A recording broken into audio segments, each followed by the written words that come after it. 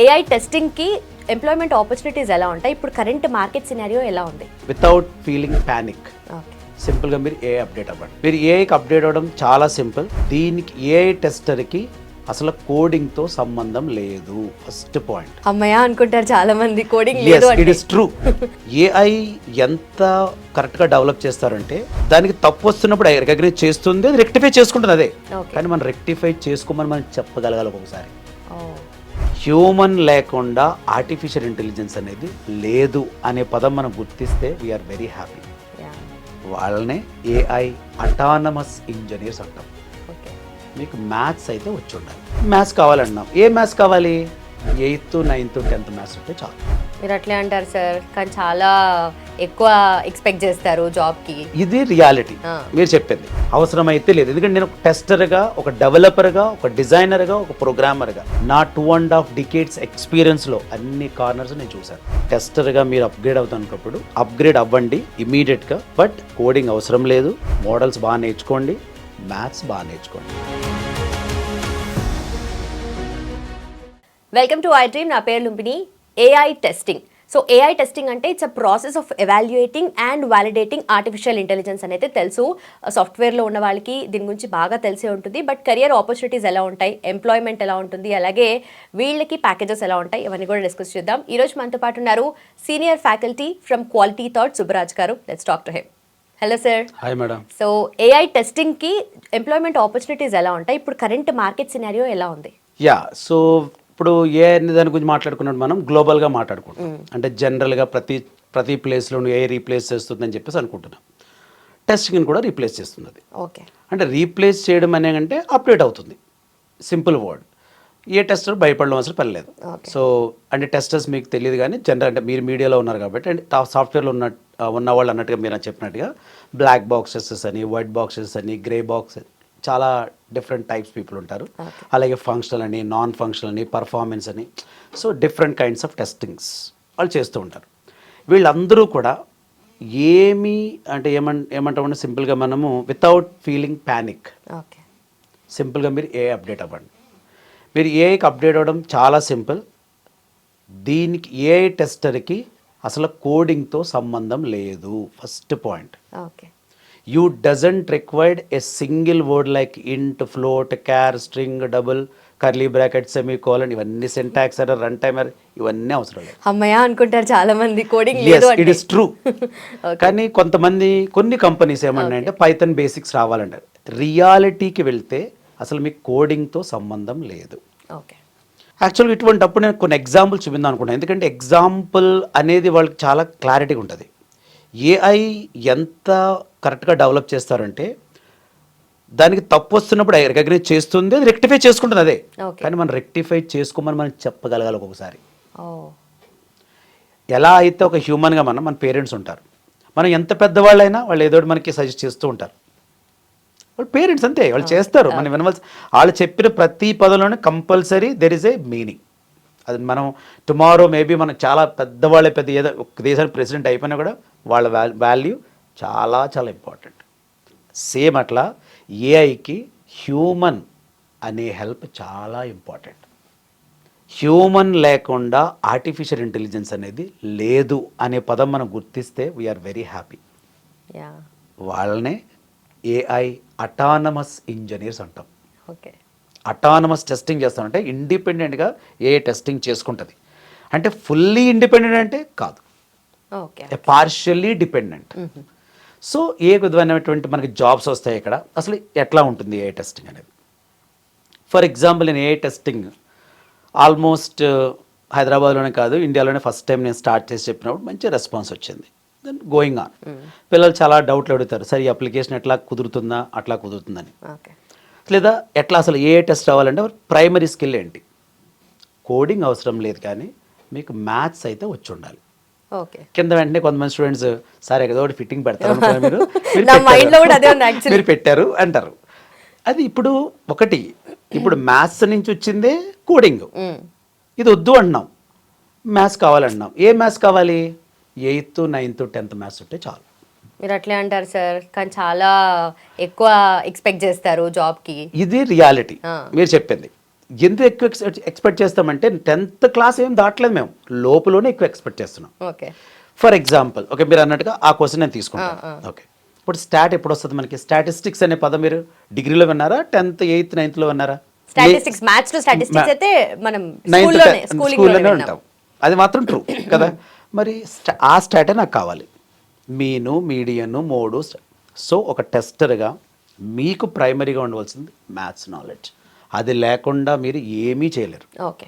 First అది, దాంతో మీరు ఏం చేస్తారు, అసలు ఒక మిషన్ లెర్నింగ్ అనే మోడల్ ఎలా బిహేవ్ చేస్తుంది, కరెక్ట్ ఇన్పుట్స్ ఇచ్చినప్పుడు కరెక్ట్ రెస్పాన్స్ వస్తుందా, ఎగ్జాస్టివ్ ఇన్పుట్ ఇచ్చినప్పుడు ఎగ్జాస్టివ్ బిహేవియర్ ఉందా, ఆ బిహేవియర్ని మనం ఏ విధంగా కంట్రోల్ చేయమని మనం డెవలపర్కి చెప్పాలి, ఏ డెవలపర్కి. సో ఒక టెస్టర్ అనేవాడు a bridge between development and the real product. Okay. So test అనేవాడు ఇన్ఫార్మ్ చేయాలి, నేను టెస్ట్ చేశాను దీని బిహేవియర్ బాగాలేదని. దానికి మీకు కావాల్సింది మ్యాథ్స్ ఒకటే. సో ఇందులో ఉండే కంటెంట్ ఏంటి? First mathematics, second ML models. Okay. ML మోడల్స్లో జనరల్గా తెలుసున్నాం మీకు, అంటే పీకో దట్ మీన్స్ మా స్టూడెంట్స్కి సూపర్వైజర్ అన్సూపర్వైజర్ అనే రకాలు ఉంటాయి. ఆ మోడల్స్ అన్నీ చెప్తాం మనం, అవన్నీ మ్యాథ్స్లో చెప్తాము, పైథాన్ అవసరం లేదు. చెప్పినప్పుడు కూడా నేనైతే ఏం చెప్తానంటే, ఈ ప్రజెంట్ ఉన్న అజైల్ స్క్రమ్ ప్రాసెస్కి అనుగుణంగా టెస్ట్ కేసులు రాయిస్తాను. ఎందుకంటే నేను ఆల్రెడీ దాంట్లో వర్క్ చేస్తున్నాను కాబట్టి దాని డెప్త్ నాకు తెలుసు. దాని తర్వాత మేము ఒక ఎన్ఎల్పి లాంటి, అంటే న్యాచురల్ లాంగ్వేజ్ ప్రాసెసింగ్, దాన్ని ఏమంటామంటే సింపుల్గా సెంటిమెంట్ అనాలిసిస్ అనొచ్చు. లేదు అంటే we are going to process the data ఇక్కడ కూడా. ఓకే. సో ఇవన్నీ కూడా మనం ఎట్లా టెస్ట్ చేయాలి, బ్లాక్ బాక్స్ లెవెల్. నేను మాట్లాడేది బ్లాక్ బాక్స్ టెస్టింగ్, అంటే కోడింగ్ లేకుండా how we are going to test the model అనేది ఏఐ టెస్టింగ్లో చెప్తాం. ఓకే. మళ్ళీ ఏ టెస్టింగ్, ఏఐ ఇన్ టెస్టింగ్ ఉంది, ఏఐ టెస్టింగ్ ఉంది. నా వర్డింగ్ కరెక్ట్గా పట్టుకోవాలి మీరు. ఏఐ ఇన్ టెస్టింగ్ ఉంది, AI testing. AI in testing ఏంటి? ఒక చాట్ జీపీటీని నేను ఒక టెస్టర్గా క్వశ్చన్ అడిగాను, please write test cases on Facebook registration page on functional part అన్నాను. అది ఏఐ ఇన్ టెస్టింగ్. ఓకే. అంటే నా టెస్టింగ్లో ఏఐని వాడుకుంటున్నాను. AI usage in testing. Okay. అలా కాదు, అసలు నా చాట్ జీపీటీ కరెక్ట్గా పనిచేస్తుందా లేదా, okay, that is AI testing. అచ్చా. చాలా మీరు కానీ మన స్టూడెంట్స్ కానీ చాలా కొంచెం R&D చేయవలసిన పదాలు రెండు. నిజంగానే అక్కడ చిన్న డిఫరెన్స్ ఉంది. AI testing, AI in testing. ISTQB అని ఒక ఆర్గనైజేషన్ ఉంటుంది, international software testing qualification board. అచ్చా. ఇది ప్రపంచవ్యాప్తంగా చాలా పేరు ఉన్నటువంటి ఒక టెస్టింగ్ బోర్డు. ఈ బోర్డులో 2 సర్టిఫికేషన్స్ పెట్టాడు వాడు. 2022లో సర్టిఫికేషన్ ఏంటంటే ఏఐ టెస్టింగ్. చాలా క్లియర్ కట్ కంటెంట్ వాడు ఇచ్చాడు. ఏఐ టెస్టింగ్కి మీకు ఏం చదివితే ఆ జాబ్లు వస్తాయి. మేము చెప్పేది క్వాలిటీ థాట్ కూడా అదే. ఓకే. ISTQB సర్టిఫైడ్ టెస్టర్ నేను. ఆ సర్టిఫైడ్ టెస్ట్గా నేను చెప్పేది ఏంటంటే సూపర్ కంటెంట్ అది. ఓకే. కరెక్ట్గా కంటెంట్ మీరు ఫాలో అయితే you will become a perfect AI black box test engineer. Nice. రెండోది gen AI testing. Gen AI testing, దానికి కూడా సర్టిఫికేషన్ పెట్టాడు. So that is also excellent certification, generative artificial intelligence. Okay. ఈ generative artificial ఇంటెలిజెన్స్లోకి వచ్చేదాడు మీకు text to text ఉంటుంది, text to image ఉంటుంది, టెక్స్ట్ టు వీడియో ఉంటుంది, టెక్స్ట్ టు ఆడియో ఉంటుంది, టెక్స్ట్ టు మెనీ మోర్ ఉంటాయి, చాలా ఉంటాయి అని చెప్తే. ఈ జనరేటివ్ ఆర్టిఫిషియల్ ఇంటెలిజెన్స్లో నెంబర్ 1 అయితే టెస్ట్ రిగార్, RIGOR, టెస్ట్ ఇమ్, ఫంక్షనైజ్, ఇలా కొన్ని అప్లీ టూల్స్, చాలా టూల్స్ ఉన్నాయి. సో నేను చెప్పేది ఏంటంటే చాలామంది టెస్ట్ ఇంజనీర్స్ ఉంటారు. అసలు టెస్ట్ ఇంజనీర్స్ ఎంతమంది ఉంటారంటే 1:3. అంటే ఒక టెస్టరు 3 డెవలపర్స్ ఉండాలి. 100 మంది ప్రోగ్రామర్స్ ఉన్న కంపెనీలో 33+ మెంబర్స్ టెస్టర్స్ ఉంటారు. వీళ్ళందరూ ఏఐ టెస్టింగ్ అప్డేట్ అవ్వాలి. మీ యొక్క టెస్టింగ్ జాబ్స్ ప్రొఫైల్స్ కూడా అప్డేట్ చేసుకోవాలి. అలాగే మీ packages unbelievable. That's a great news. And also వీళ్ళకి మన క్వాలిటీ థాట్లో ప్లేస్మెంట్ ఓరియంటేషన్ ఎలా ఉంటుంది sir? Quality Thought placement orientation కంప్లీట్గా మేము అప్ స్కిల్లింగ్ మీద బేస్ అయి ఉంటాం. ఓకే.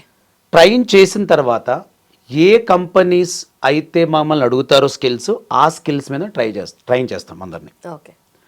జనరల్గా ఏఐ టెస్టింగ్ వచ్చేటప్పటికి వాళ్ళు ఏం చేస్తారంటే మాకు ఈ స్కిల్స్ ఉన్న టెస్టర్ కావాలి. మీకు ఇందాక ఒక మాట కూడా చెప్పలేదు, ప్రాంప్ట్ టెస్టింగ్ కూడా ఉంటారు, ప్రాంప్ట్ టెస్ట్ ఇంజనీర్. ఓకే. ఏఐలో మళ్ళీ ఏఐ టెస్టింగ్ వచ్చేటప్పటికి చాలా రకాలు ఉంటాయి. AI testing, AI testing, gen testing, agentic AI testing, prompt testing, security testing, వాళ్ళు ఇక్కడ ఇవన్నీ కూడా చాలా రకాలు. ఇది ఒక మళ్ళీ మీకు ఏం చెప్పాలంటే it is a big word okay. Testing అనేది. సో క్వాలిటీ థాట్ చేసే పని ఏంటంటే కంపెనీకి రిక్వైర్మెంట్ ఏంటి, స్టూడెంట్ని ఏం ట్రైన్ చేయాలి, ఓకే. అది మేము ఎండింగ్లోనే, స్టార్టింగ్లో అందరికీ అన్నీ చెప్తాం. సింపుల్ రూట్ అది. సింపుల్ ఎండింగ్లో అందరికీ అన్నీ చెప్తాము. బిఫోర్ బ్యాచ్ క్లోజ్ అయిన తర్వాత లేదా ఆఫ్టర్ బ్యాచ్ కానీ కంపెనీస్ మనం అడిగినప్పుడు ఆ స్పెషలైజ్ స్కిల్స్ మీద ఫోకస్ చేసి మేము వాళ్ళకి పంపించడం జరుగుతుంది. అది మా స్ట్రెంగ్త్ యాక్చువల్గా. సో రైట్ నౌ ఏఐ టెస్టింగ్కి జాబ్స్ ఎక్కువ ఉన్నాయా తక్కువ ఉన్నాయా అంటే ఏఐ టెస్టింగ్ మీద జాబ్స్ ఆల్రెడీ స్టార్ట్ అయినాయి. Okay. So better as early as possible you can try to do up skill.